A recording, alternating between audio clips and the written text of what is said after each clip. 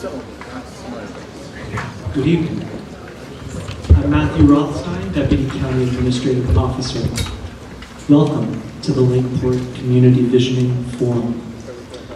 We're grateful that each of you chose to spend your evening with us.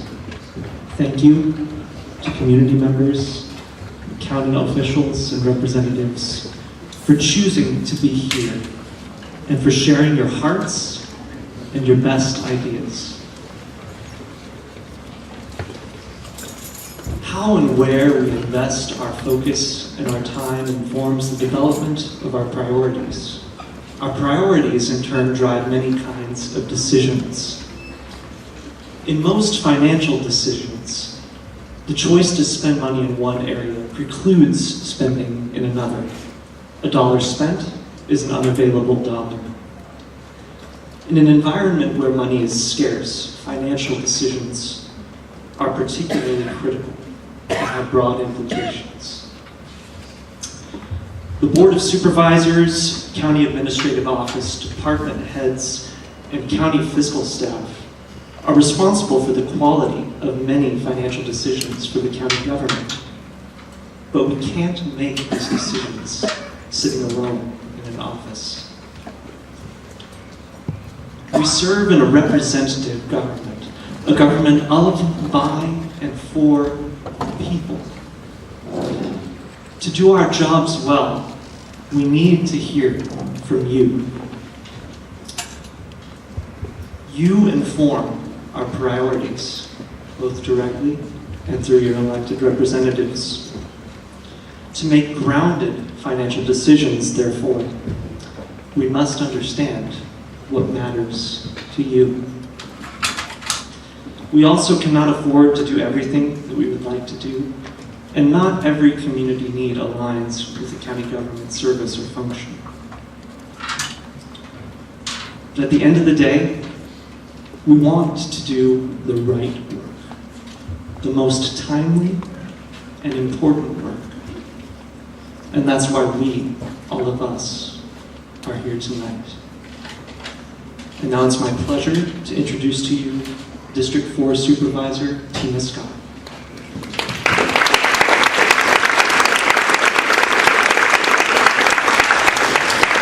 Good evening and welcome, and thank you for coming out this evening. Before I start, can we please all stand together and say the Pledge of Allegiance?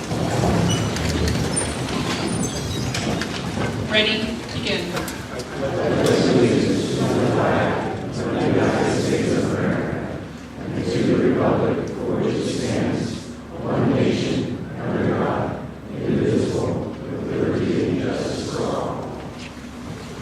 Thank you.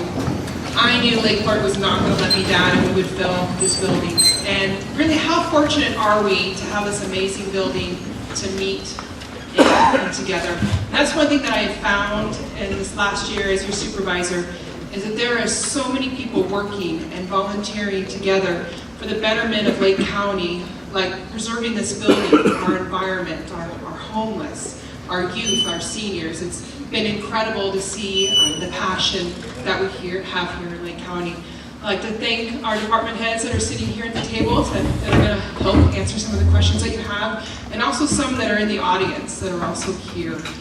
I'd like to thank Mayor Turner for coming out, City of Lakeport, and Councilmember Barnes and Spur that are also here. If you also have questions for them, I'm sure they will stick around at the end and help with that. With that, I'm excited to hear your concerns and your comments and your questions. And with that, I'll introduce our CEO, Carol Hutchinson. Thank you, Supervisor Scott.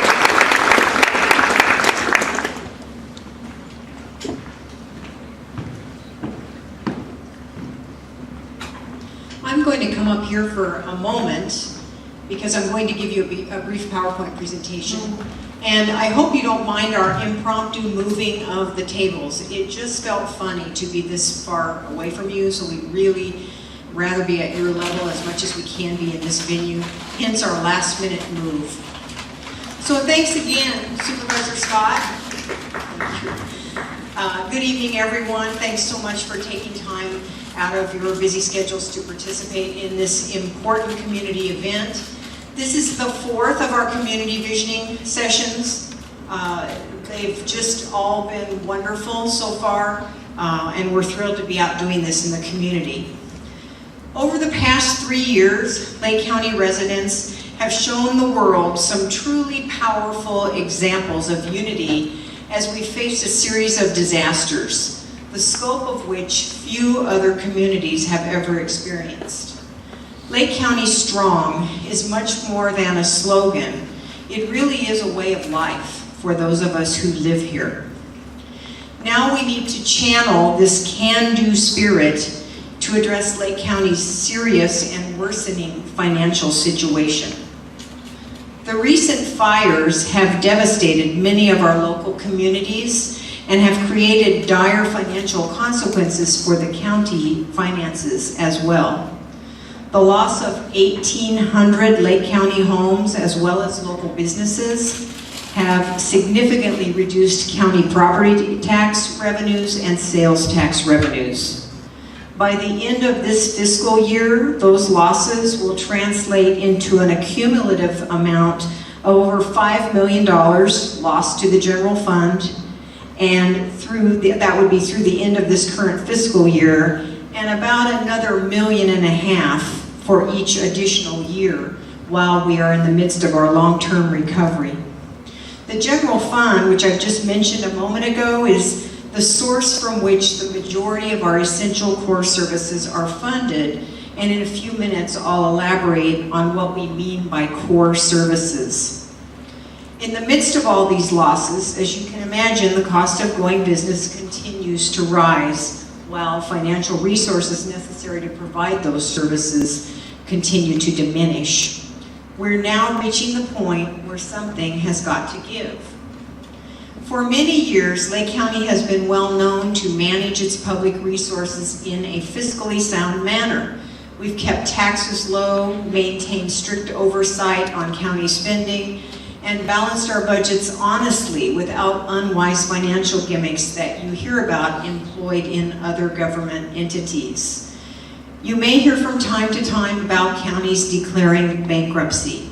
That has not been us.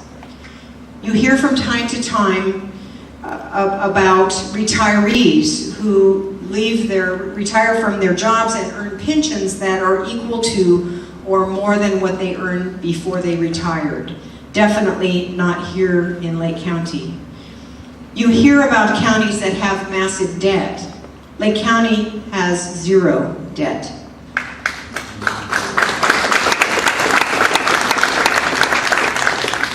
The purpose of tonight's Community Visioning Forum is first to educate residents about your county government's serious financial picture. Second, to engage you in helping us to prioritize your community service needs. And third is to seek your input in developing additional revenue sources so we can provide the kind of quality services that Lake County residents deserve. Members of our Board of Supervisors have come up with some really powerful goals, not only for the current fiscal year, but the future of Lake County in general. If you had the opportunity to come down on the floor before we started, they were readily visible. We may be blocking them to some extent at the moment, but hopefully you'll be able to take those in before you leave tonight. The hope will be, from the input we receive at all the community visioning sessions, is also to refine and develop these goals as a roadmap for the future of Lake County, using the input we receive over the course of these meetings. So tonight, we're talking about the budget challenges we have now, as well as long-term solutions to address it. We have a number of county department heads here tonight to tell you about the tightening realities in their departments. We also have additional staff here from our county administrative office available to answer your questions and facilitate this evening. So to get started, I'm going to go through a brief PowerPoint presentation. And I've got my pointer here because of all of our venues, this is the one I really can't reach, so we'll see how I do with the pointer. The purpose of this PowerPoint is really to illustrate for you how your money is spent. And so the focus of the first two slides that will come online in a moment is to show you that the majority of your local tax dollars, meaning property tax, sales tax, and gas tax, is dedicated to the most essential public services in our community. We're calling those essential core services. Other county services are self-funded from fees and from special funding that comes from the state and federal government. Usually those special funding sources are restricted to only those purposes for which they're allocated. Examples of those departments are water resources, health services, social services, air quality, building and safety. But tonight we're focused primarily on essential core services which rely on that property tax, sales tax, and gas tax. So listed on our first slide are the core services departments. On the left, you'll see all of the law enforcement departments, the district attorney, the victim witness division of the district attorney's office, the public defender's office, which is operated under a contract.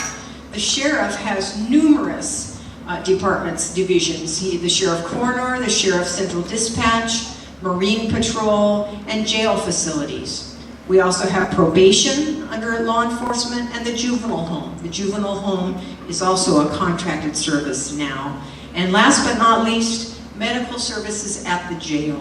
A sizable amount of funding goes to the medical care of inmates who are incarcerated at Lake County Jail. On the right of this slide are the other departments that rely on this funding source we're talking about tonight, which is, again, property tax, sales tax, gas tax. So the other core departments are the Ag Commissioner, the University of California Cooperative Extension Program, Senior Citizens Programs, Veterans Services, Animal Care and Control, Parks and Recreation, museums, libraries, and roads. This list does not include a number of other departments which are funded by the same tax dollars, but for the most part, these other departments, which I'm going to refer to as non-core, provide internal support to the core. Examples of those departments are the auditor controller, the treasurer, the human resources department, county council, information technology, and so forth. As you'll see on this next slide, these non-core services receive considerably less of these local tax dollars than do the core services. Not only do the core services receive the majority of funding, but in recent years, the board has made it very clear that these services are given the highest priority. And so what this illustrates is that the core services departments, in particular law enforcement, gets 51% of the tax revenue that we're talking about tonight. Roads gets 17%. The other core services get 9%, for a total of, do the math, I believe that is 77%, leaving just 23% left for the other non-core services departments, the ones that, for the most part, provide support internally in the county. This next slide consists of a graph which illustrates how over the last 6 years, funding for the core services has gone up. It's actually up 27%. This most recent year that we have here for your consideration is fiscal year 16-17. It is up 27% in terms of spending from the days of 2011-2012. Meanwhile, the non-core services that rely on those same funds, the contributions made to those has diminished to the tune of almost 8% over that same period of years. Despite the growth in core services spending, I'm certain that the responsible department heads sitting here tonight can make a compelling argument for still lacking the staffing and resources needed. There's just so much unmet need. And for the non-core services departments, the red line, the financial services, the financial circumstances are even worse. As illustrated on slide 4, our efforts to fund core services has become increasingly challenging in recent years in light of the fact that there has been no real growth in property tax revenues since the Great Recession. And just an important note, for all property tax collected, the county receives about 25 cents on the dollar. The rest goes to fire districts, special districts, and the like. So the county gets about a quarter of the property tax revenue collected. And this property tax revenue source has declined considerably over the years on an inflation-adjusted basis. So in addition to a sluggish recovery from the Great Recession, Lake County's property tax base has been further decimated by the series of unprecedented fires. And what this slide is really the cumulative effect of all of it, starting with the recession year, which was in 2008, you'll see that property tax revenues have diminished, again on an inflation-adjusted basis, by about $5 million up through 2016, 2017. So recovery from the fires is a very long-term process, and rebuilding takes time. Using the Valley Fire as an example, the largest by far of the fires we've had, we're now about 2.5 years out, and thus far a little more than 10% of the homes lost have been rebuilt, and by rebuilt I mean final, absolutely completed. A number of others are in progress, but some of the lost properties may never be rebuilt. For some survivors, the devastation was just understandably too much, and they were compelled to move on. Homes never rebuilt result in permanent reduction of property tax revenues. To date, the accumulated property tax loss alone totals about $3.5 million, and it continues to grow by about $1 million a year during subsequent years of recovery. When you consider that property tax represents about 50% of our total general fund revenue, the failure of it to recover has already resulted in some staffing reductions and loss of important services. The details of that are illustrated on the charts that you see around the room. Let's see, in just a few minutes, my peers from the other departments will give you some of the details on the reductions that they have already suffered and what more will come should this trend continue. Not only has reduced property tax challenged our ability to sustain the core services levels, but the cost of disaster response and recovery has significantly impacted our financial challenges. As you can see from this next slide, the total cost of disaster response and recovery is presently estimated at about $26 million. So we have all the disasters here, starting with the Rocky and Jerusalem fires, about $400,000, Valley Fire, $16 million, Clayton Fire, just under $400,000, the winter storms of last year, this might surprise you, about $9 million in losses. Sulfur fire losses still being determined. And it's certainly true that some of these costs are being reimbursed, but the county will never be made whole.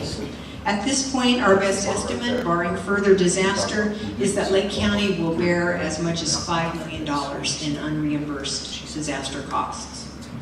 Which gets us to this last slide, which is intended to put our financial challenge into perspective.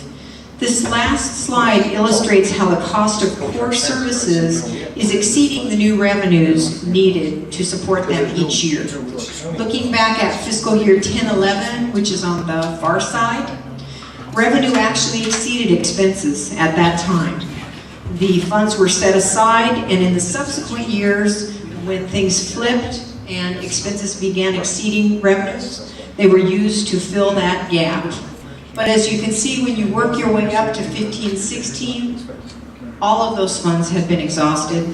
And when you look at 16-17, which is the last year on the chart, you'll see that the gap is totally unsustainable. So the bottom line is this: there's only so much money to go around. It's diminishing, and the situation is getting worse and worse each year. So what we're seeking tonight from you is truly a better understanding of what is the top priority to you. Where do you want to see our limited funds allocated? We also want to hear from you regarding your ideas for ways to find new money. And of course, we'll do our best to answer any questions you may have through the course of the evening.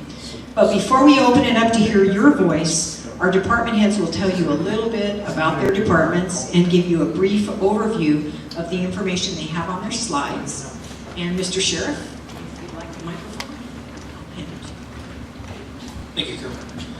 Again, I want to echo the thanks for coming out here and spending your evening with us. I know everybody's got somewhere else they could be, so we appreciate your participation in this, and I truly enjoy coming out and hearing from the communities and hearing what you have to say.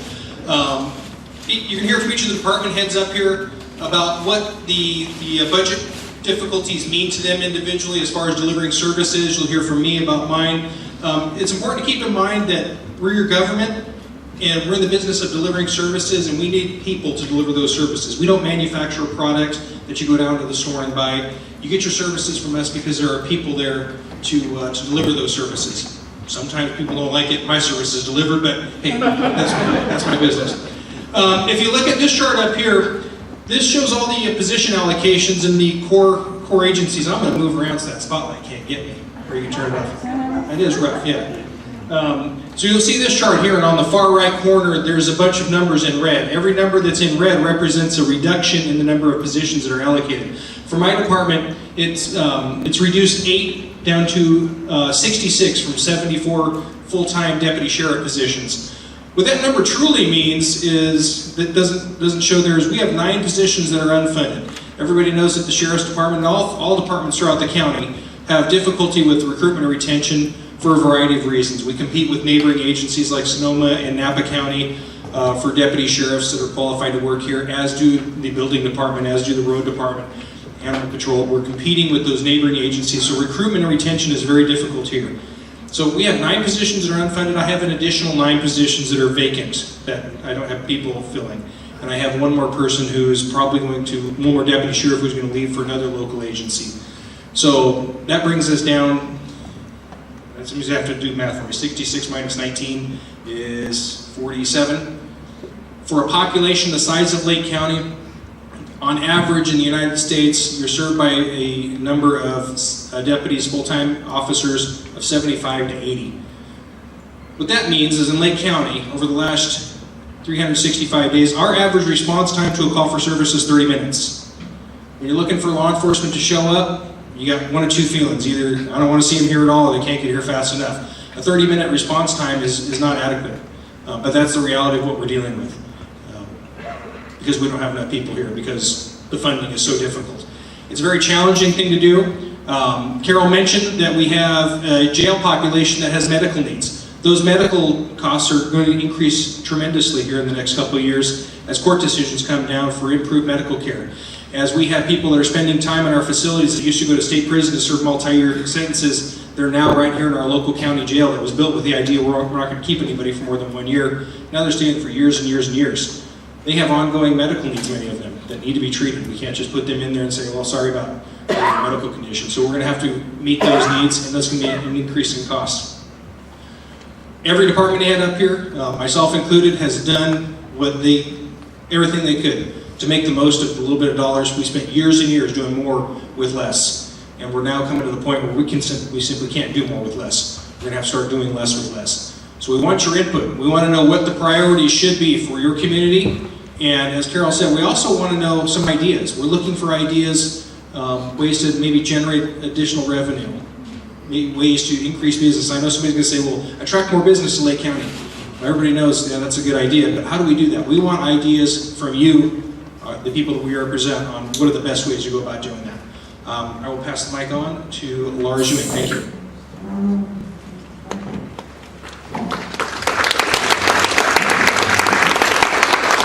Thank you, Brian. Lars Ewing, I'm the Public Services Director for Lake County.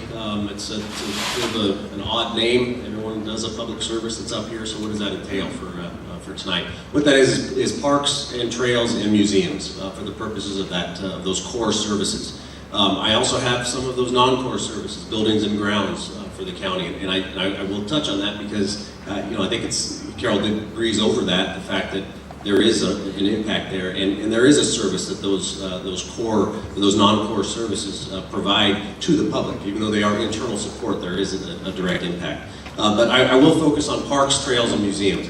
For parks, first off, and I am combining trails in there.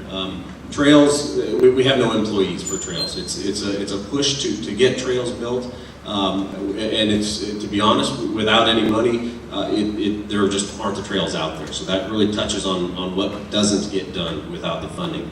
For parks, though, within the unincorporated portion of Lake County, we have about 25 parks. They range from postage stamp sized parks on the side of the road to 1,500 acre Mount Canocti. We have 9 full-time employees for those parks. Now you'll see the parks is actually one of the few departments where we've sustained our employment. We had 9 in 11-12, we have 9 now. What it doesn't show is how large that the park system has grown in that time. So we have grown, we are trying to maintain those parks, we just haven't added any employees to grow with that park system. Parks really are an essential service. We're all up here, in a sense, lobbying is what it feels like. We're lobbying for our departments, and I don't want to give that impression, but I do need to emphasize the importance that these services really do provide to the public. And what value does it provide to you? There's an economic value, health and environmental benefits that parks provide, as well as a social importance. It's a gathering place. So without that funding, what happens? Well, we maintain the status quo.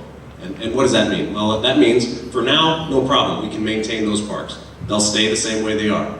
5 years from now, there's no improvements. 10 years from now, 30 years from now, there's no improvements. So you can imagine that the parks of, say, 50 years ago, if there were no improvements done to those parks, you might have that. That's what we're looking forward to in the future. To some extent, I think you can say the same thing about the museums. Museums, we have 3 museums in the county. We have 1 full-time employee, and I think that's, let that settle in. 1 full-time employee for three museums. It used to be that we had just under 2. We actually had a 3/4 time employee. We only had 1.75 employees, full-time employees, and we had 2 museums. So you can see that something's wrong there. Lines are going the opposite direction, and that becomes a challenge. In the museums, that's obviously a huge part for our youth, for our culture, for our heritage.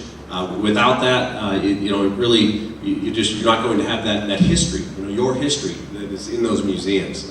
So I think it's important that we recognize what those essential services truly are. Hear from you, and let's hear where the focus is. But understand that with no new funding, new exhibits aren't shown. Decreased hours potentially. We just added museums, but we really need to start seriously looking at, if we reduce our funds, what can we sustain? So with that, I'll hand it over. Thank you, Lars. So I'm Christopher Beach, I'm the county librarian, and just like the other county departments here tonight, the library's had to do more with less. Right now we have 6 full-time staff, 2 part-time staff, and a handful of extra help to run 4 library branches and our adult literacy program. We are lucky to have very many wonderful volunteers, and I write several grants per year to keep the doors open, but grants and volunteers only go so far. The library has a very lean budget, and you can really see that when you look on our library shelves. We just aren't able to purchase or glean from donations what we need to provide library service. There just aren't enough new materials to meet the demand. Patrons have to wait on long lists for the newest bestseller, 5 to 7 months or more. People can wait for the new nonfiction materials like a GED test prep book for 2 weeks to 2 months. Last year we had over 25,000 sessions on our public computers, and that's not even counting our Wi-Fi users. With such few staff, unfortunately, we just don't have the time to help people for longer than a few minutes when they need help filling out job applications online or have other questions. So if this trend continues, we will have a hard time providing the service that Lake County deserves. Any further reduction in staff will have to be balanced with a reduction in hours open to the public. The library collection will continue to become shallow and unbalanced, and ultimately, we just won't be able to fulfill our mission to improve literacy and support an informed populace. I'll hand it over to Scott DeLeon. Thank you, Christopher. I'm Scott DeLeon. I'm the Public Works Director here in Lake County, and appreciate everyone being here this evening. I'll talk a little bit about my budget. Mine's a little unique. When you look at the budget book and you see our budget averages around $18 million a year, you think, well, what's happening? Why are our roads so bad? The great majority of our budget is funds, or our funds, that are dedicated to specific projects. We have actually very little discretionary funding. We average about $2.4 to $3 million a year in discretionary funds. And those are, when I say discretionary, those are funds that we can use for road rehabilitation and road maintenance. Over the last several years, we've seen a decline in that revenue because that discretionary funding is largely gasoline tax. As vehicle manufacturers make more and more efficient vehicles, with the electric vehicles coming online, we're seeing statewide less and less gasoline being sold. To put that in perspective, in last fiscal year, we were down over $1 million from 2013 and 14. So the road department has been taking a significant hit every year. And it shows. Unfortunately, and I'm not proud to say this, Lake County is, our road pavement condition is some of the worst in the state. We aren't the worst, but we're heading in that direction. With all that doom and gloom, I am going to give a bit of some good news, and we're very excited about it. You're seeing some advertisements and some of this showing up in the media. SB 1 was a Senate bill that was passed this year and signed by the governor. It enacted a new gasoline tax that took effect in November, and they're phasing in different components of that measure.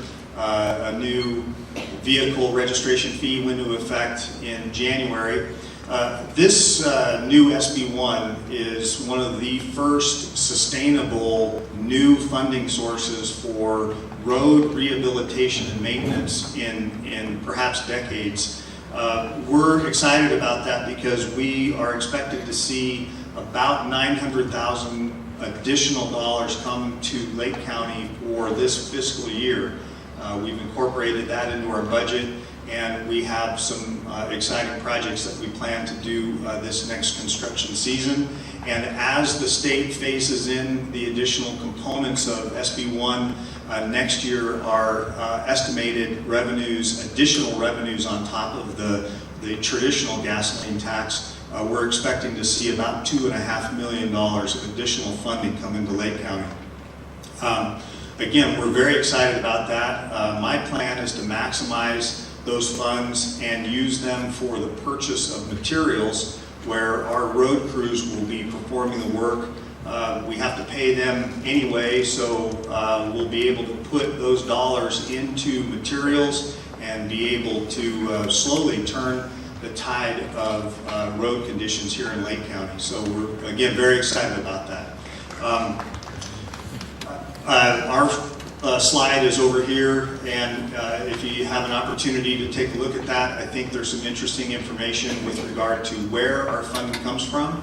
And if you have any questions, I'll be happy to try to answer them. Thank you very much.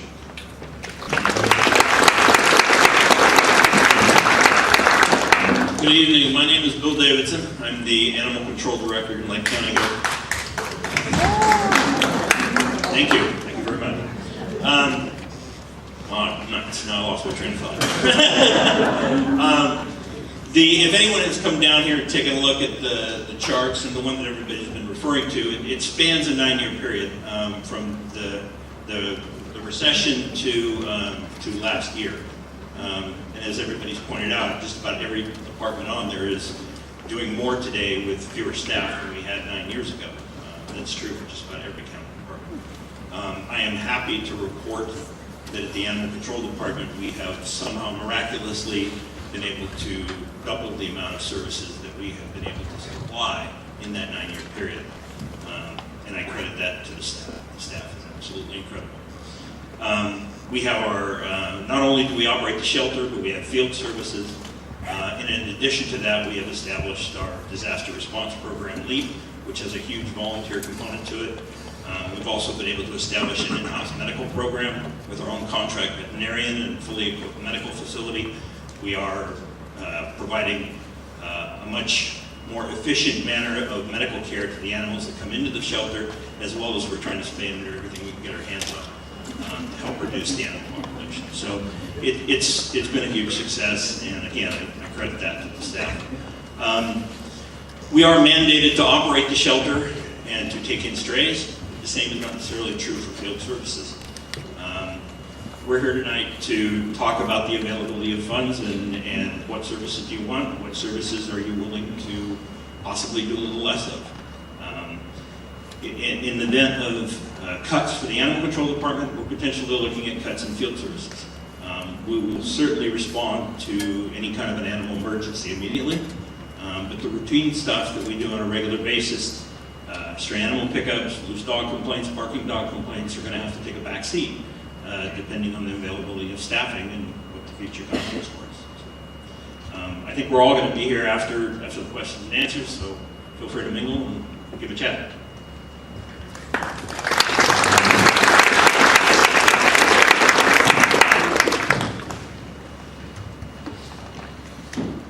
So this is the time of the evening where we hear your questions and ideas, suggestions. My name is Michelle Scully, and let me see, Matthew, I'm going to make you be my timekeeper. All right, so we have about an hour to do the math on this. If you would like to get up and speak, or have me come up to where you are and speak, would you just raise your hand so I can figure out the math on this? Okay, that math is way too easy. All right, hands again. Okay, so that's not too many. Who would like to speak but would rather not come up in line, and just raise your hand so that I have a sense of where you would be if you need me to come up to you? Okay, all right. We already met. Joyce, right?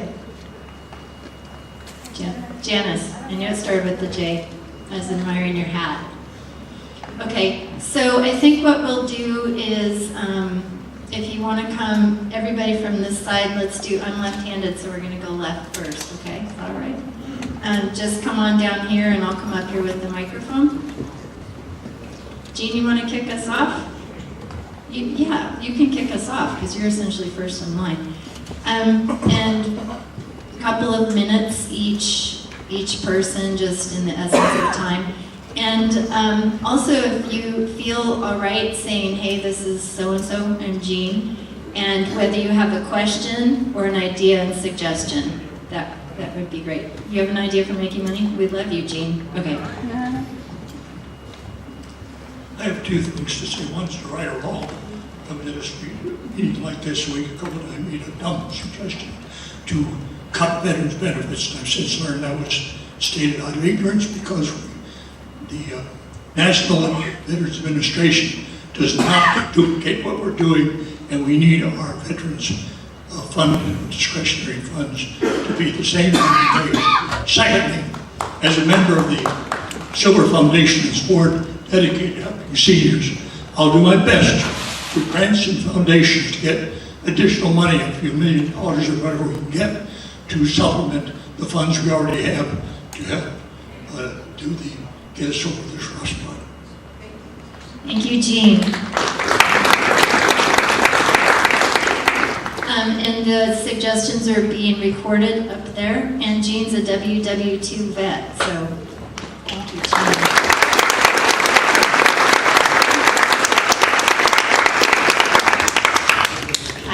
All right, so name it if you want to share it, and whether you have a question or a suggestion, or if you have both, just... Well, I wish I had a suggestion. I'll think more about that. Anyway, my name is Lupita Martinez, and I want to just speak to the library, the support of the library. The library, for me, and I know for many in this county, is very, very important. It's a way for me to stay up to date with some of the technology that's going on as our whole country is moving in that direction. It's also gives me that technology gives me the opportunity to have more than one way to read. I love the fact that they've started the Hoopla program, which allows you to do audio books and ebooks, and it's a terrific program.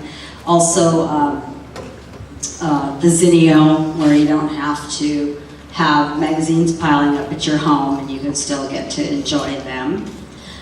I like having the library as a community place where some of the clubs can go and meet there and have information disseminated to them, and then they go out to the community members and take that information out there.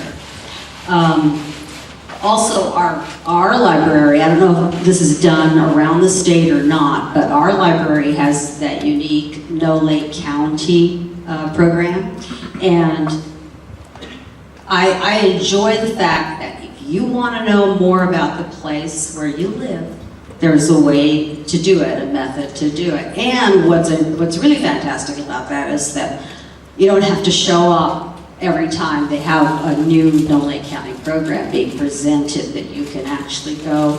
Is it still on? Oh, okay, it just sounded like it just faded away. That you can actually go and get the DVD of the program and watch it in your own home. I enjoy watching all those young people come into the library. And I remember when I was their age and, did the same thing without thinking about what the world would be like without having had a place to go to hear not only about the only place you live, to read about it, but also all over the world, to read things from all over the world and see that our type of living that we have here is not the only type that there is. Oh, and then I also wanted to mention that I think we need our libraries more than ever. I'd like to think, the library is a supplement to other ways that we get our information. But as schools also feel the crunch, our libraries actually have to supplant theirs. There's been one school library that has been completely canceled, and the other one that had to minimize their size. And so I think we need to be there for our youth and for their education. Okay, thank you.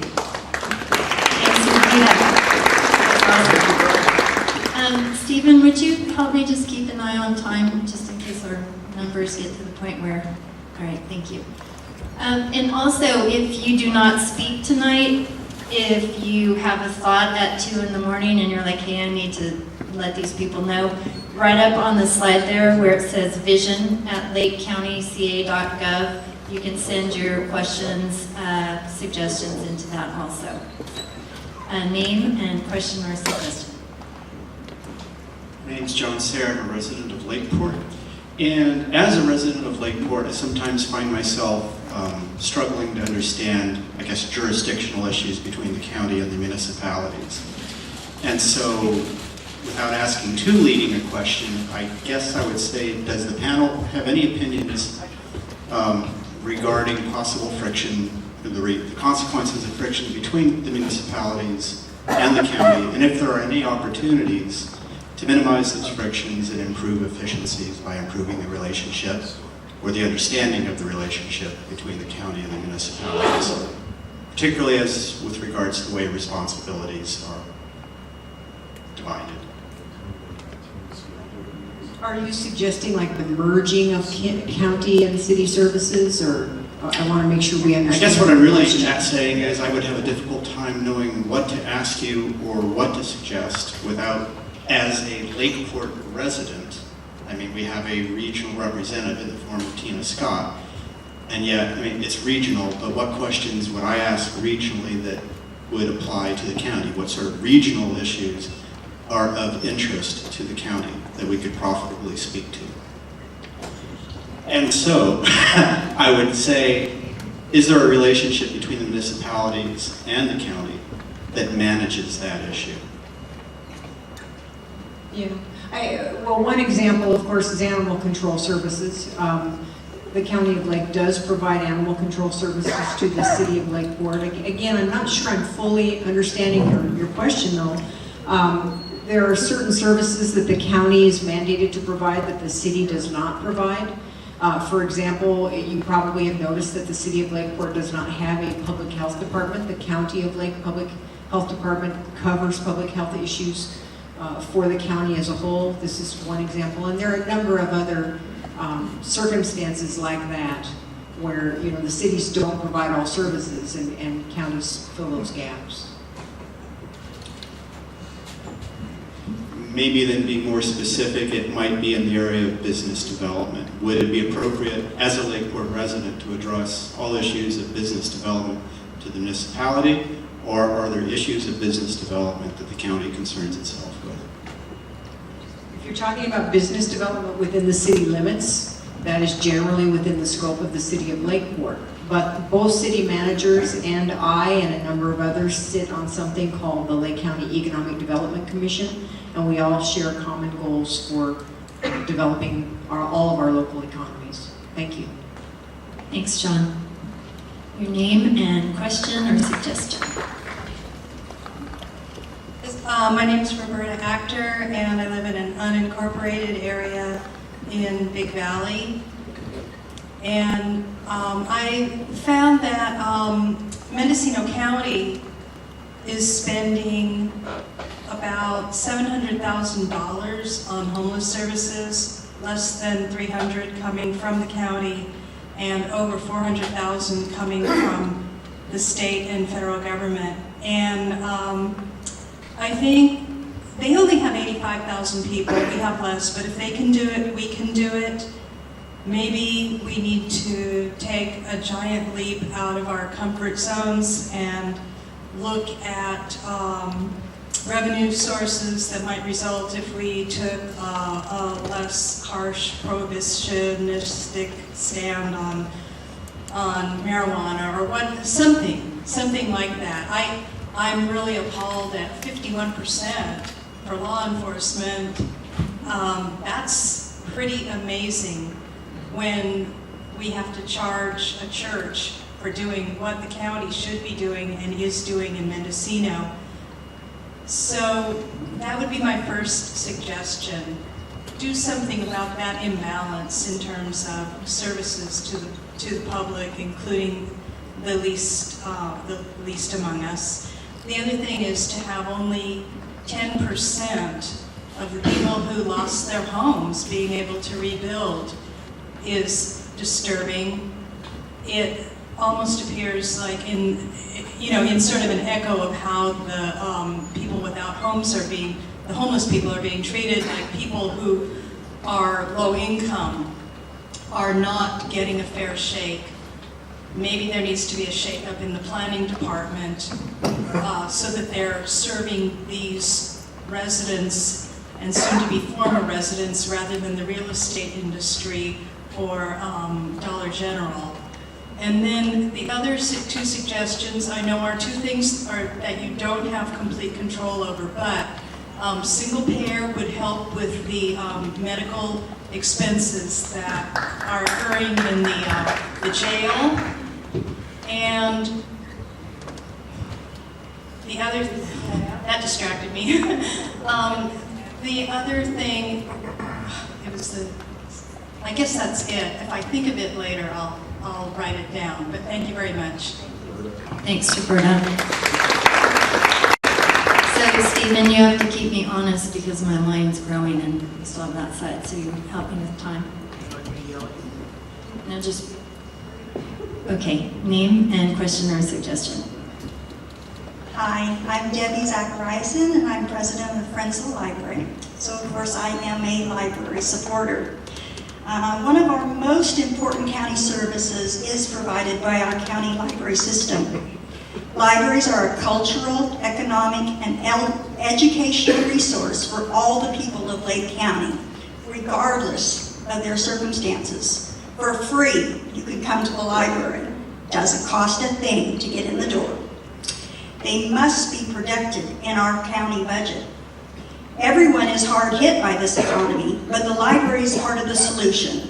From free access to books and online resources for families, to job seekers using the library to find a new job. Everything nowadays has to be done online. And if you don't have a computer or access to a computer, you're left out. Libraries support lifelong learning. Just look at the faces of our children as they come from story time. Our public libraries provide basic literary classes for adult learners, as well as preschool story hours, summer reading, and other programs that foster reading skills. These programs don't work if the library does not have up-to-date current materials for people to read and up-to-date technology with free access. I would like to see county library services expanded to provide better access for residents who lack a branch to the library. Lucerne, Oaks, all those neighborhoods over there, we don't have a library. The closest is Upper Lake, and it's very small. Achieving this goal will require more revenues from the county. That's why, with your survey, you have a little notation at the bottom about a sales tax increase. I'm not generally for sales tax increases, but the cities of Clear Lake and Lakeport have benefited from raising their city sales taxes. It's time for the county to take the same step. Please fund our libraries, and thank you. Your name and question or suggestion. My name is unimportant. I'm from Big Valley Unincorporated, Lake County. And I guess one question that I have just generally, how, we've got all these bar charts and graphs and wonderful information that takes probably a couple of lifetimes to digest. But how much of the budgets that you guys have is, how do I put it, is given by edict from the feds or the state? You guys have to do this. We're not going to give you the money to do it. How much money is spent to comply with federal or state regulations for which they don't supply matching funding? That would be one question. I'm not expecting an answer off the top. The other thing is, we're a small rural county, and problems that small counties have probably echo across. Bad roads, the need for revenue, a lot of money spent on law enforcement because of socioeconomic issues, things like that. What are other counties doing? And I'm certainly not calling for another study. What are other counties doing to fix the problem? How are they addressing the problems? What can be done? I'm sure there's some League of Rural California Counties or some such thing. What are they doing so that we don't have to duplicate those efforts? The big thing for me, I think, is administrative costs. Money gets eaten up telling you that you need more money because we've got to fix the problem. Well, that's pretty apparent. So how do we do that? And if there's a way to band together as counties to fight the edicts that we get from the state, Sheriff Martin, you talked about the state pushing the inmates back to the county level for years.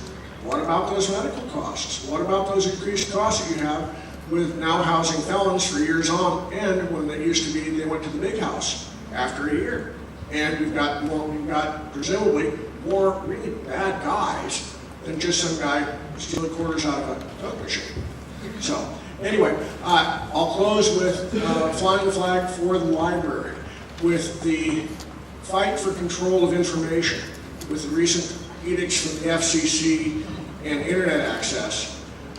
Information wants to be free, and it has from the days of Dale Carnegie, when he built Carnegie, when he funded the original library, those many years ago.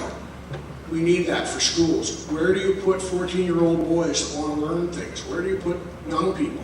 One place that they can go and get it for nothing and grow their minds is the library. Please fund the libraries. Thank you. Thank you. Your name, if you'd like to give it. It's not a rule. Question or suggestion?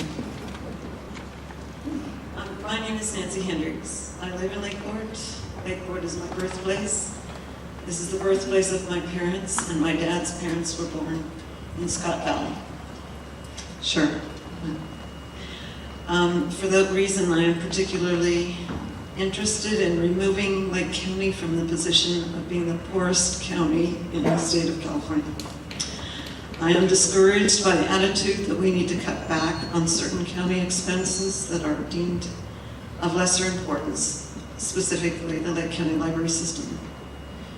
Economic benefits provided by the library far exceed the cost of operation, maintenance, and staffing. Our county suffers from a lack of social services, but the library provides the information through free Wi-Fi, free use of computers, free access to outside agencies, and the ability to network with other libraries. The old idea that the library is only about print or that print is dead no longer represents the reality of opportunity that the library offers. It's free, right? Our library is central to our community. Of all the other county departments, none show volunteerism and dedication by citizens to keep it a vital part of our lives. In your discussions over economic development, remember the order of importance is number 1, good health care. I got the B-52s going. Number 2, access to information. Number 3, robust industry and retail. Access to information is a part of the most essential element for economic growth. Please make Lake County Library a higher priority. Thank you, Nancy.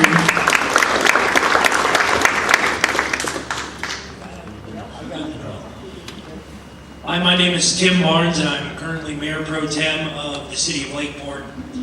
First thing I'd like to do is applaud you guys for holding these forums and coming to the public.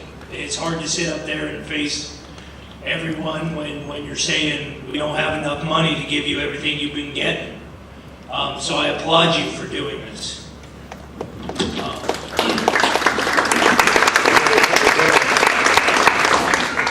So recently the City of Lakeport was confronted with some very similar financial difficulties as Lake County. One of the solutions that our city implemented to help prevent cuts in essential services was to place a sales tax measure on the ballot. Please don't throw things at me. Many residents of Lakeport weren't initially thrilled with the idea of higher sales tax. However, when people balanced the small increase in taxes against the loss of city services, parks, police protection, they voted to support the tax with a wide margin. This gained even more support when we formed a oversight committee to make sure the funds were being used in the way that the voters wanted. Lake County may want to consider putting a similar tax measure on the ballot to help prevent the loss of vital services for residents in our unincorporated communities. And I believe that you can trust the people of Lake County, these people sitting in front of you, to make good financial decisions. They have in the past, the record's been good, and I would support them. I do have one other idea. I don't know if it's already in place, correct me if it's not. Does the library have a wish list of books that they need to round out their collection? We don't have a wish list of books, but we do have a wish list of materials, and you can donate through the Friends of the Library, and we have weekly meetings on that. A wish list for books, in particular, like that you buy off of Amazon, would be lengthy and difficult to keep up, but we need any new materials that are bestsellers or recently published, and we do accept donations on a regular basis, and that's part of what we do at the library to get those on the shelves and out to the community. So if I go out and I buy 5 books that I want to read, I can take them to the Friends of the Library and they'll be on the shelves for other people to get to read. That's right. Wonderful. Thank you. Thank you, Tim. Your name, if you'd like to share it, and whether you have a question or a suggestion. My name is Wayne Nikas, born and raised here in Lake County. I'm current resident of Lakeport, California here. First question I have is for every panel member up there is, if you could raise your hand if you've successfully wrote a grant. Awesome. That's what I want to see. I would like to see more of that continue. Has the county thought, or do they currently employ a full-time grant writer? The county does not. Does not currently. It seems like that might be an ample opportunity for us to full-time employ someone that could actively elicit funds for every department up there that needs them, and the county as a whole. So that would be my first suggestion. Just sitting in the stands while you guys were having your spiels, I was able to search probably 16 state grants for law enforcement, Sheriff. Come see me. So, no, I understand, and it's a daunting task to take on that kind of package in the grant writing process. So, I also am here representing youth sports. I think Parks and Rec is a huge part of what we do here. I mean, we're Lake County. We're known for our lake and our recreation. We got to make sure that those things keep going. So I would not only challenge you guys to continue to find ways to grant write, to bring in more money for your departments, but also maybe challenge the county to actually post a position and trial that opportunity to bring in a full-time grant writer to possibly bring in some more funds. I'm not one to say, yes, let's go raise taxes, but I've seen the dividends, and the things paid due in the city of Lakeport and in Clear Lake, and I think that that's a wealthy option. So, thank you.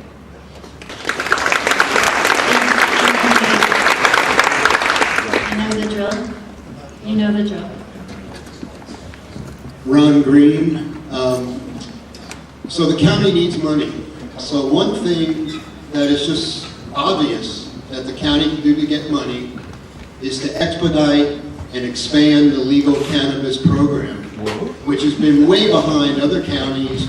Some counties are going to get really rich off the cannabis boom, and if Lake County keeps moving as slowly as it's been moving, Lake County is going to be lost on this. There's a lot of money to be made in the legal cannabis boom. We're talking fees, we're talking taxes, we're talking increases in real estate values, which then lead to more taxes from higher real estate values, real estate taxes. So that's one thing I suggest, that the county stop dragging its heels and move this and become part of the new legal cannabis boom. In terms of what I'd like to see not cut, would be animal control, museums, and the libraries. Museums are a minuscule part of the budget, and I just hope nobody's thinking about cutting the museums. I'm not sure how much of the budget is the libraries, but the museums are almost nothing. I like the suggestion that Roberta made about starting some kind of a homeless program. Of course, we're here talking about we don't have enough money for what you're doing, but I think some money should be allocated for the homeless programs. I think that, I was wondering why some of the departments weren't represented here tonight. I don't know why. So the DA is not making a pitch, and some of the departments are not making pitches here, but anyway. Lastly, I'd like to say that I would love to see the county support financially and otherwise Lake County Community Radio, KPFC 88.1 FM,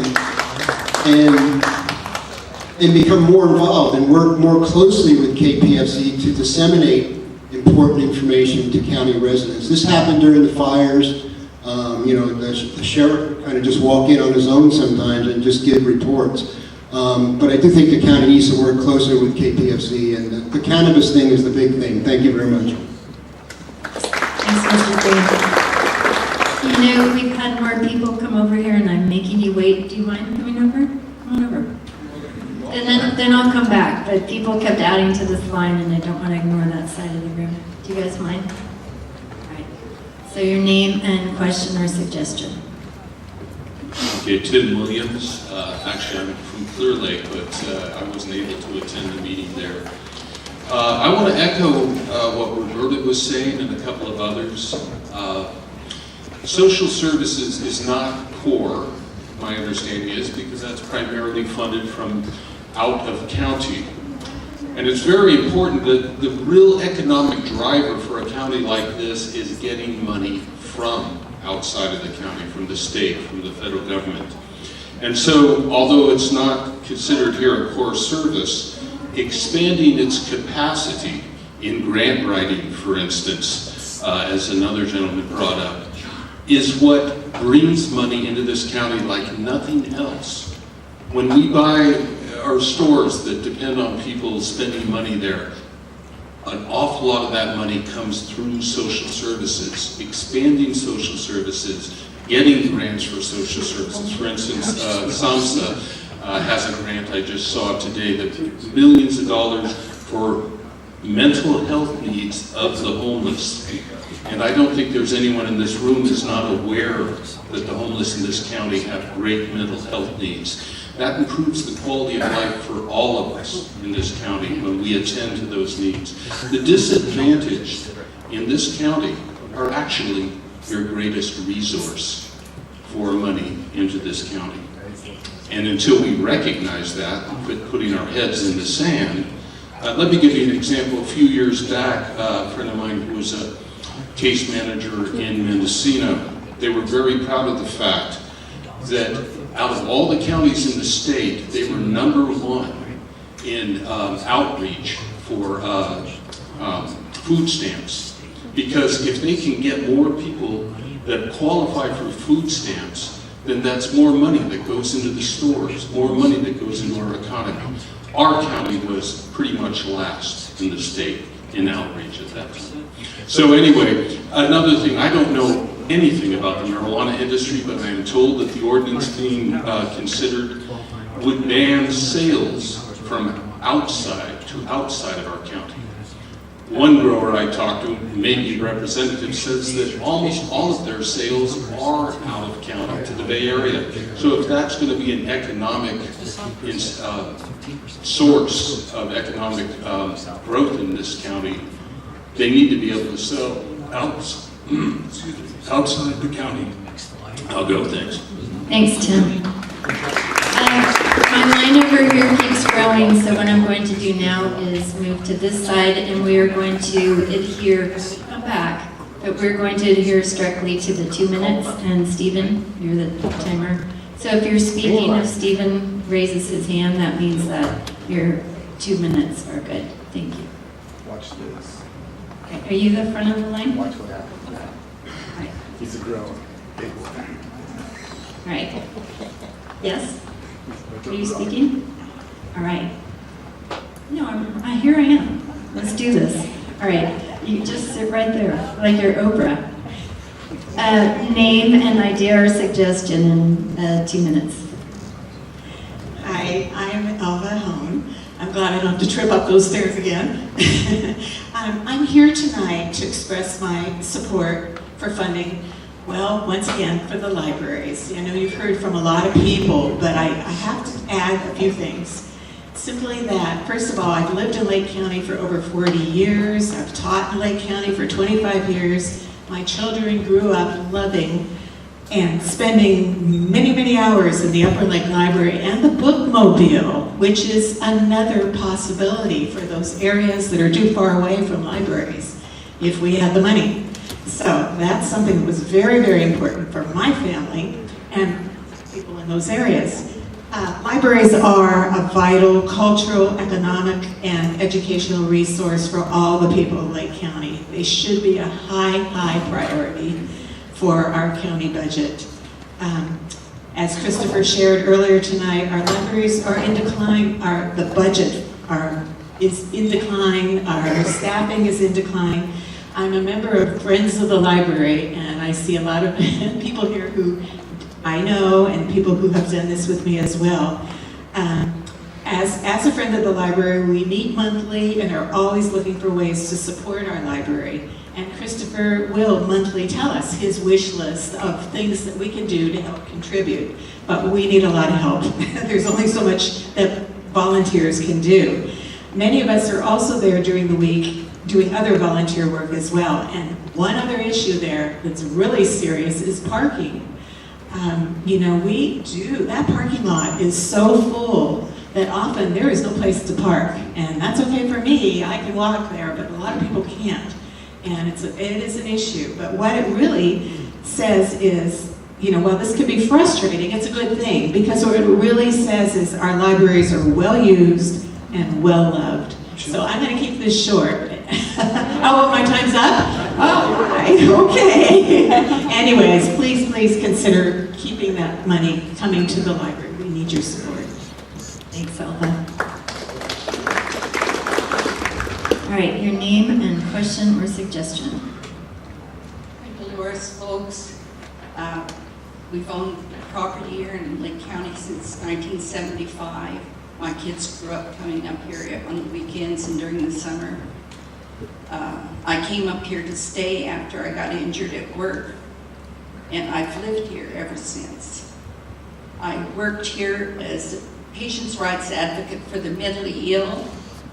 I volunteered here on the first board when we were developing Anderson Marsh to be a park and trying to get it promoted as a park. I've been involved in Lake County ever since I've been here. And I need to say to you that both my parents lived through the Depression, and during the hard times, both of them emphasized that the things that need to be thought about are the things that people automatically cut first. That's the three things. The things like you see cooperative extension. By the way, I was a master gardener there for several years. Parks and recreation. When you don't have any money, parks are really important. So are museums, libraries, and animal control. Animal control is really important in Lake County because the feral cats are killing the baby quail and the birds that are native to this country. It's appalling what wild animals that aren't being controlled or neutered are doing to the community.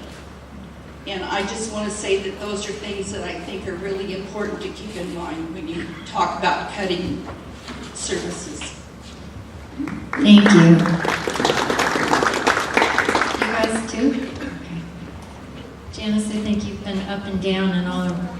No, I'm you. I think you've earned it. All right, so name and question or suggestion. All right.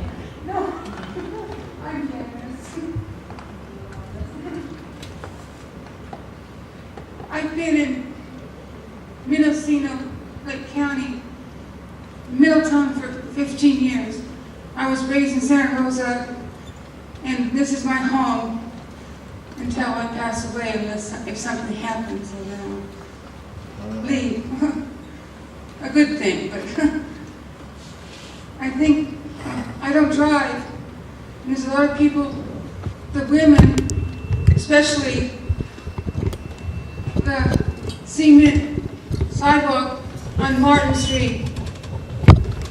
There's sidewalk, but not like goes to the fairgrounds. That area where the bridge is, to get sidewalk there. And I don't know about the lights, but I know there's sidewalks so you can go down the street. And sidewalks, Evans Road, there's people that are crossing over. Well, that's another issue, but the sidewalks may be there's sidewalk on one side, but there's not sidewalk on the other side. If you go there, then that side of the Martin Street. Not Martin Street, but Evans. And what's going on at Hamburger Hill? There's going to be accidents, people are going to lose their lives. What, are they doing sidewalks, or what's the end of the project? What's happening? And thank you so much for raising these concerns, but you're talking about areas that are in the city limits, and the county doesn't have jurisdiction over those sidewalks. I thought this was, okay. But we would be happy to, I talk to the Lakeport City Manager pretty regularly. I'll certainly raise those concerns with her. Thank you. Thank you. All right, so our numbers keep, I know we have a limit, our numbers keep, all right, I want to get a count right now. Are there still people on that side, or did y'all come over here? All Every time I look, the line is growing. Okay, so if you want to speak, raise your hand. 1, 2, 3, 4, 5, 6, 7, 8, 9. How many over there? Somebody has to hand me a tally. 3, 12, and then 2 here. And we have, what, about 15 minutes left on our hour, something like that? So we're really down to the 1-minute drill. all right, talk fast. Hi, I'm Charles Mitchell Jr. I grew up all my school years in Lake County, and I served a mission in the Philippines for 2 years. And as the Bible says, since we're Christians, when things get tough, the tough get going. And in the old days, the farmers have barn raisers to raise each other's barns. So why can't they have that to raise houses during the burnout?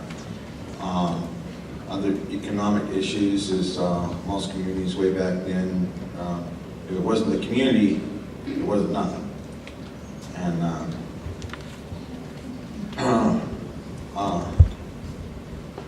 in the Philippines, they only have two classes. The poor class and those who got a degree. The ones that don't have a degree, don't have no running water, electricity, or anything that we have in the United States.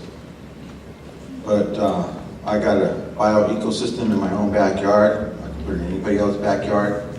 And if everybody, like Ford said, you can't sell anything to your employees until you pay enough so they can buy it. Thank you. Name, question, suggestion. My name is Jennifer Hansen, and I just have a quick question. I'm speaking on behalf of the safety of our children. Just to be aware that the #2 leading cause of death amongst children is drowning, and we need to focus on our public pool as part of our parks. Right now we have West Shore Pool. It's the only pool that we teach our kids to swim in. The Lake County Channel Cats teach 250 kids every summer how to swim, and that pool is empty. And the county and the city and the schools need to step up and work on that pool. Because right now it looks like it's going to be empty this summer, and that means 250 more kids are not going to learn to swim.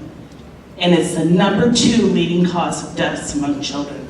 Parks is not just for fun, it's a matter of life and death. So I speak on behalf of the pool and our children. Please focus on it. And your name and question or suggestion. Hi, quick suggestions. We need to make more money for all of you, so make rebuilding easier, expedite the building department. Tax the marijuana, legalize the growers, whatever, every grower that's not a legal grower is an illegal grower and they're not paying taxes. Get them all legal, tax them. Put convicts to work, the people in the jails, get them building trails for your person by your side there that will improve their health and lower the medical costs.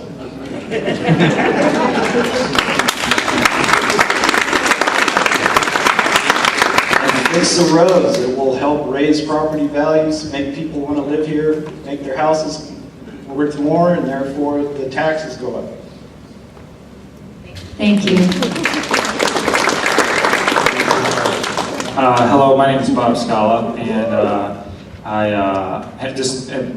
my wife and I just had a beautiful daughter 7 weeks ago, and we have a cannabis business here in the county, and myself and my family are moving into our peak earning and consumption potential, and I hope Lake County thinks about ways to retain us because we're moving into that space, not moving out of that space.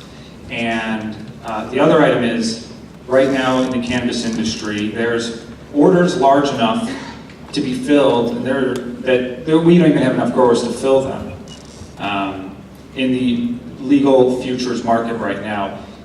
That would, the order that I'm speaking to right now is worth so much, it would generate more revenue than all ag crops combined in this county. That's in excess of $100 million. And we need to really continue to look at that and invest in that. So thank you.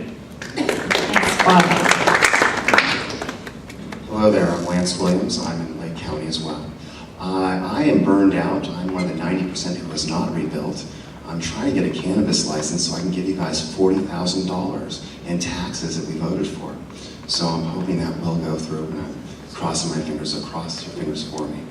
On another note, I'm a professional motorcyclist, bicyclist, and I'm wondering for the Park and Rec, is it possible to do any mountain biking courses here to bring in youth? Cobb has been destroyed. I opened the first mountain biking store in Mill Valley, the home of mountain biking for the world. So, can anything like that be done to help out this community? Makes sense. Anything can be done if you have the resources to do it. I think is the best way that I can answer that.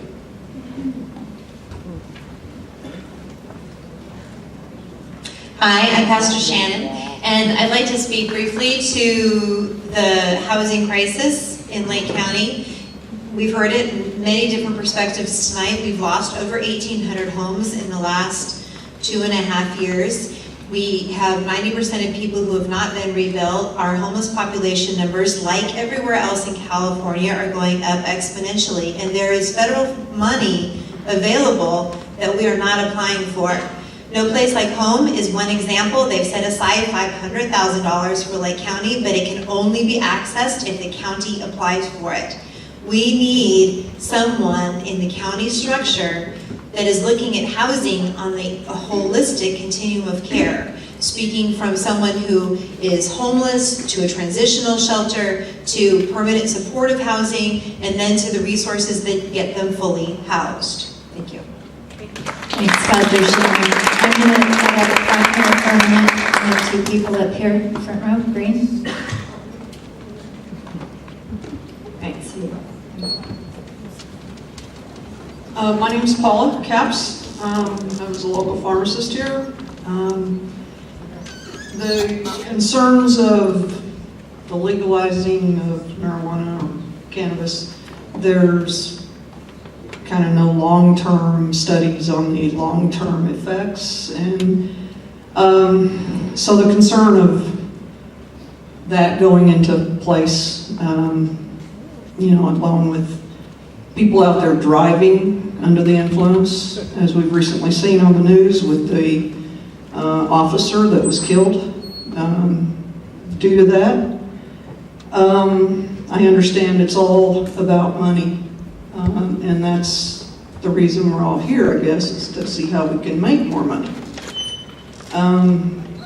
The other thing is the interim mayor of Lakeport, he wasn't there at one of the council meetings that I attended. They were talking about the increase in the tax. Okay. They spent $25,000 for a survey to see if that tax would pass on the ballot. To me, that $25,000 could have been better spent somewhere else. They could have just put it on the ballot. And, okay. Thanks, Paula.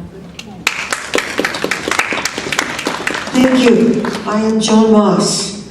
I am part of the Planning Commission for Local Hazard Mitigation Plan. It is my understanding that the county needs to maintain FEMA eligibility for grant funding. Mr. Carnathan is getting feedback from the public, just like it's going on here. And we're going to apply for a big grant in order to solve some problems. We had a national disaster. The people on Cobb are still not back together. I think we need to be aware of the needs that are on these goals. I'm going to send a copy of the goals to Carol Hutchinson, and I know that Sheriff Martin already probably knows about them. We need to, the number 2 goal that I'm into is establishing a countywide public information program that utilizes a variety of outreach strategies and mechanisms to reach all Lake County residents. Thank you. Thank you, Joe. Those lights are cool. that you? Nicely done, Jim. Right. Name, question, or suggestion in 1 minute. I have both. My name is Seth Cantu. I've been around. I have a couple of suggestions, ideas. As far as the mountain bike trail, we do have resources. We have Pathfinder clubs, we have Boy Scouts, we have a lot of people that I have not seen one person come up and say, hey, how would you like to fulfill those community service hours? We have a lot of clubs out there that would be more than willing to cut your trails for you. We've got them out there. Also, I got a question. What's being done with the juvenile detention center? Because I would love to rent it. We have a whole bunch of homeless people. I'm helping run the warming center here at the Lakeport Church, Seventh-day Adventist Church, and we have a budget of about $44,000 a year. I would like to increase that and not send you a bill. We have the potential. It has a commercial kitchen. It has a lot more rooms than I've got. And we could turn it into a prep kitchen for some of the businesses here in the area so they don't have to pay prep cooks. We can we can get them a trade as far as serve safe. We can actually develop a revenue and we can give that to the county.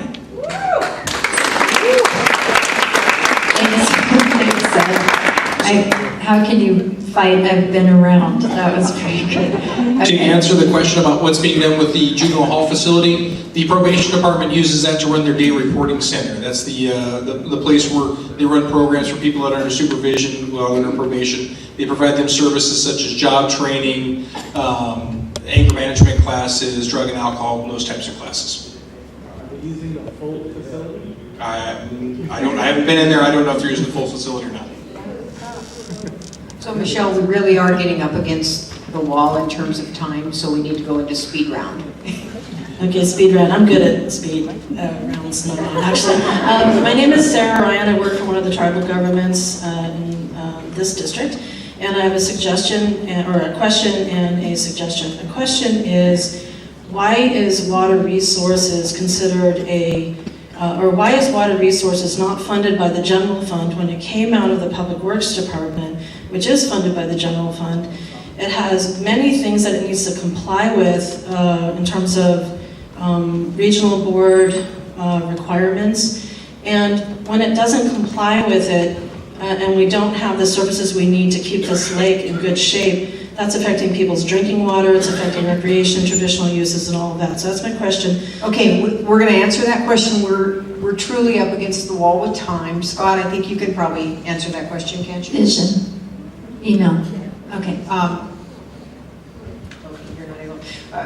So I believe the question, though, was why is water resources not funded by the general fund? Was that the question?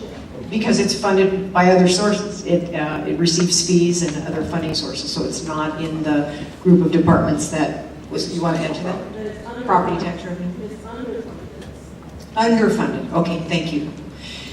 And again, when we first started, just a small number of people indicated they wanted to speak. We've still got a lot of people standing, and we've used our hour. How many people left are hoping to get a word in?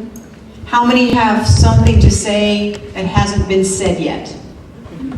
What we would like to hear from is somebody that has something to say we haven't already heard. So let's limit it to that, and 1 minute, please. I'm retired. I would love to write grants, and I'll do it on a voluntary basis.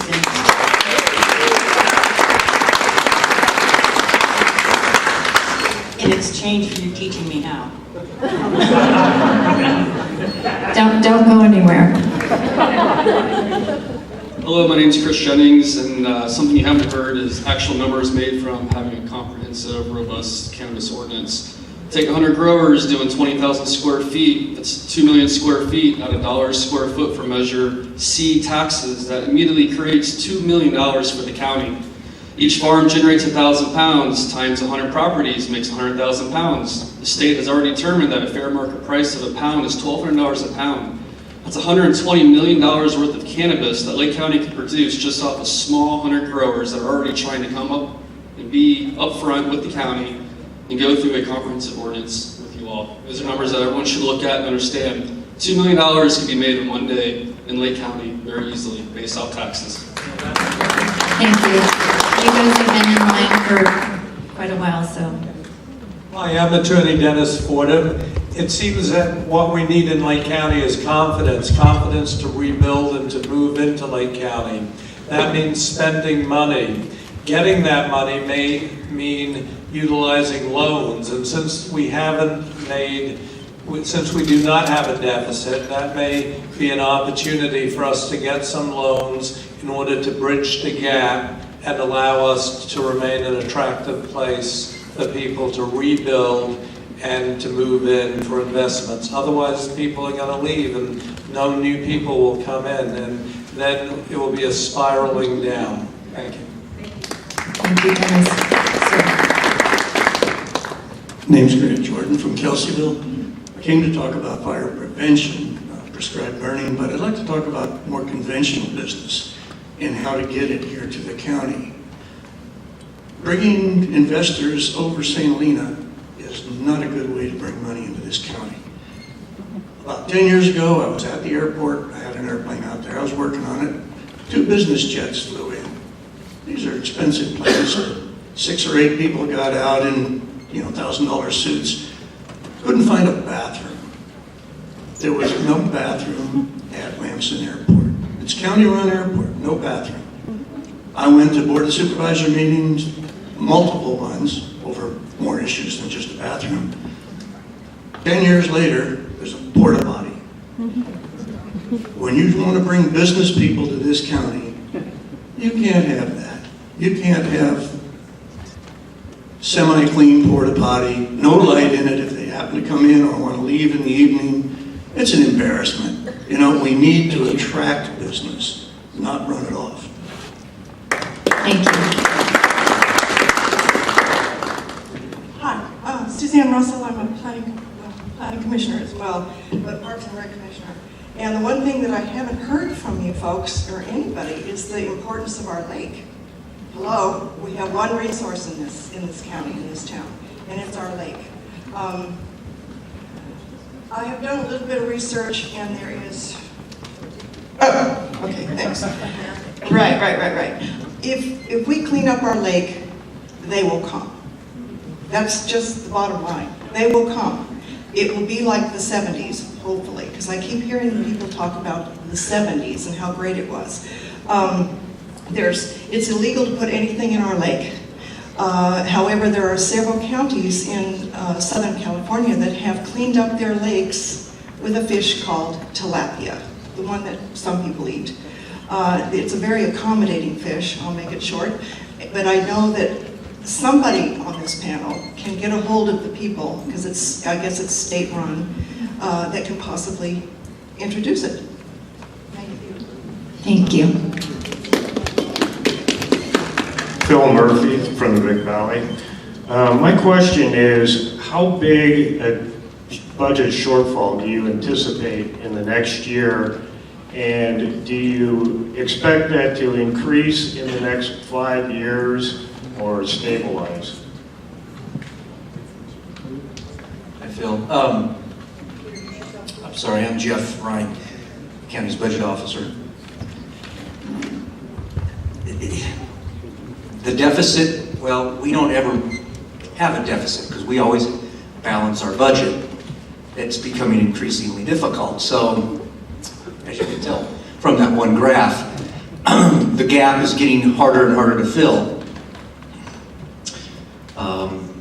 We've been filling that gap by reduction, frankly, in staffing. We're actually spending less money now than we did back in 09-10 on salaries. So we'll do whatever it takes to make sure there is no deficit. I'm trying to get a sense of the scale of the cuts that you're asking us to help you, decide on. So that's not a helpful answer. Well, in terms of, you want a dollar figure? Yes. Yeah, $5 million. $5 million. But is that increasing throughout the next years? Is that going to continue? Mm-hmm. It's not going to close back in as those 10% become, well, all those houses get rebuilt? It's a really good question. If the houses get rebuilt, then we'll get back to where we were. That's going to take a long time. Hi, Michael Green. Just very quickly, of all the revenue we've talked about, thanks to nearly 2 out of 3 voters in Lake County have already supported cannabis taxes through Measure C. So that part of the equation, thank you. The county is working on the land use regulations, and we expect to see some progress on that this spring. And if we're really lucky, knock on wood, we're going to see some Measure C tax revenues this fall.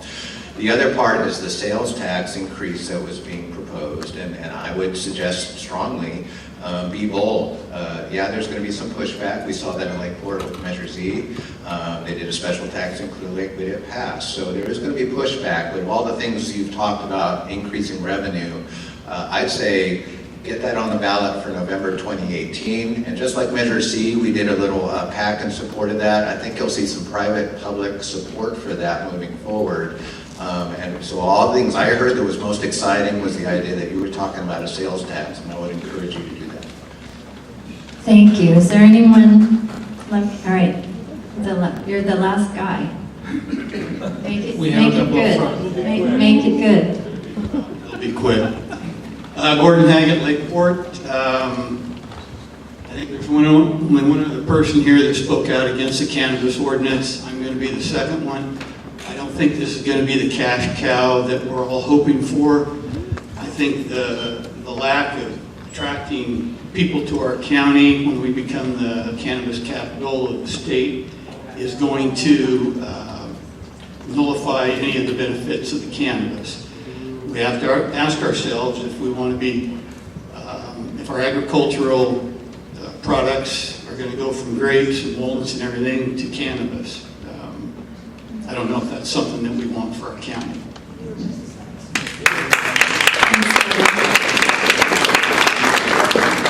Yes? All right. My name is Ann Blue. I live in Lakeport. I'll try to make this real quick.